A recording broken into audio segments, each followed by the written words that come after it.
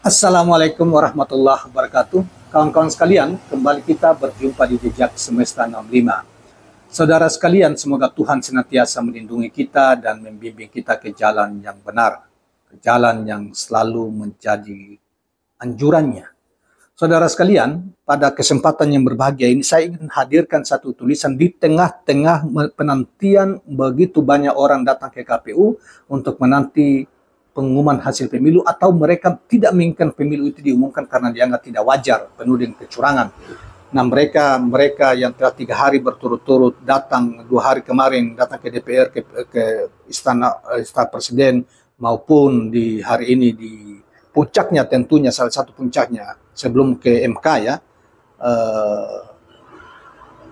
ke KPU tentunya di Jalan Imam Bonjol, Jakarta Pusat, dan nanti di MK kalau memang ini tidak berhasil dicegat, KPU tetap melakukan mengumumkan hasil pemilu sebagaimana diharapkan oleh mereka yang menyatakan pemilu tidak curang, tetapi sebagian besar dari rakyat kita mengatakan pemilu curang, sehingga pendapat rakyat 60% lebih setidaknya itu yang direkam oleh Litbang Kompas mengatakan perlu menggunakan hak angket oleh DPR untuk menyelidiki apakah pemilu kemarin berlangsung fair atau adil atau penuh dengan kecurangan sebagaimana opini yang hari-hari ini kita ikuti. Saudara sekalian, dalam kaitan itu pula, maka karena di dalam demonstrasi-demonstrasi kemarin itu bahwa mereka juga menyinggung tentang pusat masalah bangsa ini sejak dari kemarin-kemarin, penuh dengan masalah, termasuk pemilu yang penuh dengan kecurangannya didugakan seperti itu masalahnya bukan pada Prabowo, bukan pada yang lain, tetapi masalahnya ada pada Jokowi sebagai presiden yang sebagai pusat masalah bangsa hari ini. Dalam kaitan itu, maka sebuah tulisan yang amat menarik dan menggoda saudara sekalian, yang sebetulnya bukan isu baru, tetapi isu yang telah berkelanjutan hari-hari ini terkait dengan masalah status ijazah Presiden Jokowi, yang tulisannya diangkat oleh demokrasi.id, ditulis oleh Muslim Arbi, adalah Direktur Gerakan Perubahan dan Koordinasi Indonesia, Koordinator Indonesia Bersatu, yang dimuat di demokrasi.id dengan judul "Setelah merusak UGM dengan ijazah palsu, Jokowi lanjut merusak ITB dengan Sirekap KPU." Nah, memang ini isu tentang Sirekap atau sistem IT-nya KPU, pemilu IT KPU ini bermasalah, yang akhirnya kemudian dihentikan karena penuh dengan problem yang kemudian banyak dikritik orang. Apalagi ini servernya dari China. Saudara sekalian, baiklah, coba kita bacakan pendapat Muslim Arbi ya. Berikut ini. Dikatakan bahwa Presiden Joko Widodo presiden yang merusak dunia kampus. Dua universitas terkemuka, UGM atau Universitas Gadjah Mada dan ITB Institut Teknologi Bandung, menjadi sasaran kritik publik. UGM dipaksa harus mendatangi Pengadilan Negeri Jakarta Pusat berkali-kali untuk membuktikan keaslian ijazah Joko Widodo. Meski sampai saat ini UGM belum dapat membuktikan ijazah asli Joko Widodo, di mana mantan wali kota Solo itu diklaim sebagai alumni UGM jurusan kehutanan.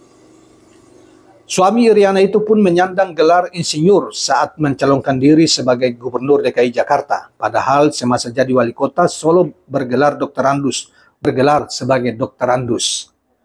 Pada persidangan pidana, Bambang Tribiono yang semula menggugat perdata ijazah palsu Joko Widodo, lalu disidangkan di Pengadilan Negeri Solo, Pengadilan Tinggi Semarang, Mahkamah Agung, terbukti secara sah Joko Widodo, mantan gubernur DKI Jakarta, itu tidak memiliki ijazah asli.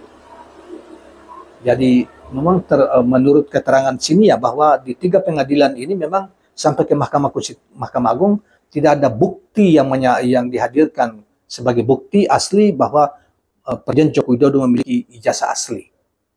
Wah, ini tambah parah nih, bahaya nih Jokowi ini kalau setelah tidak lagi berkuasa bisa-bisa cilaka orang ini karena dianggap menipu atau membohongi satu republik bahkan dunia. Pantas dia ngotot betul, dia ingin masa jabatannya diperpanjang, kemudian tidak berhasil, kemudian diperpanjang melalui anaknya dengan menabrak seluruh aturan yang tersedia sehingga begitu banyak orang marah terhadap Jokowi ini. Ini bagian dari upaya untuk mengamankan dirinya ya, dari kemudian tangkap, bahkan dianggap sebagai pembuat kejahatan atau menipu rakyat Indonesia kalau benar-benar ini setelah ini ijazah aslinya tidak ada, bahkan ijazah yang digunakan selama ini palsu. Apalagi tadi katakan bahwa ketika menjadi wali kota dia pakai gelar Dr. Andus, ketika dia menjadi calon gubernur DKI pakai gelar insinyur. Yang mana yang benar? Nanti kita coba teruskan penjelasannya. Artinya ijazah yang digunakan saat maju sebagai wali kota Solo, gubernur DKI Jakarta, Presiden Republik Indonesia menggunakan ijazah palsu, kata ini. Pihak UGM yang turut tergugat dalam gugatan di Pengadilan Negeri Jakarta sampai sekarang pun tak dapat membuktikan keaslian ijazah Joko Widodo atau Jokowi. Sejumlah sivitas akademika UGM yang pernah sebutkan Joko Widodo alumni UGM pun tak dapat membuktikan apakah benar Joko Widodo alumni UGM. Menarik ini ya, saudara sekalian. Kalau memang benar alumni UGM, persoalan ini telah clear. Bahkan Senat Mahasiswa FISIP UGM yang kirim surat cinta ke mantan rektornya yang sekarang jabat Mensesnek, Profesor Pratikno dan Ari Dwipayana yang disebut sebagai alumni UGM, para mahasiswa itu tidak lagi menyebut Jokowi sebagai alumni UGM.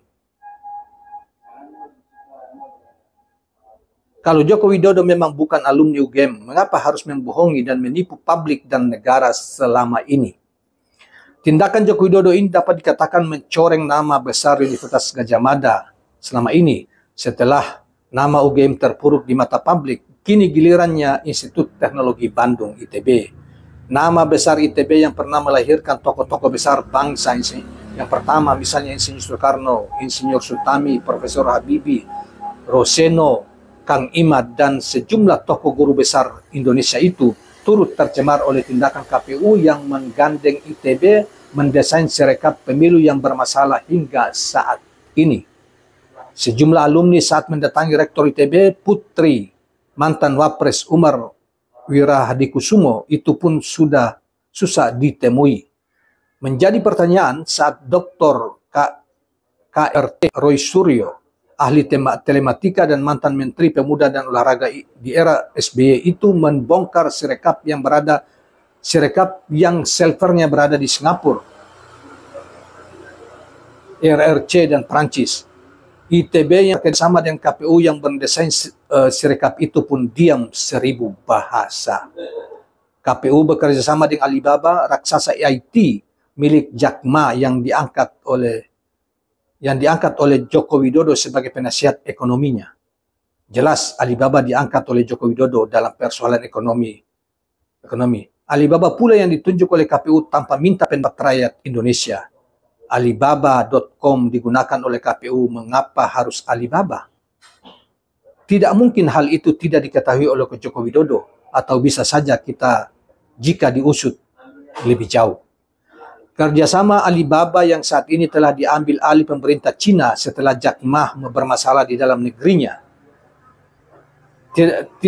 Tidakkah ini dapat dikatakan Joko Widodo harus mengikuti arahan Xi Jinping sebagai imbalan dalam hutang dan investasi Cina selama dia berkuasa? Di sini dapat dikatakan penggunaan Alibaba.com bisa saja ini adalah bentuk intervensi langsung oleh RRC terhadap RI di bawah Joko Widodo yang telah berhutang dan mendapatkan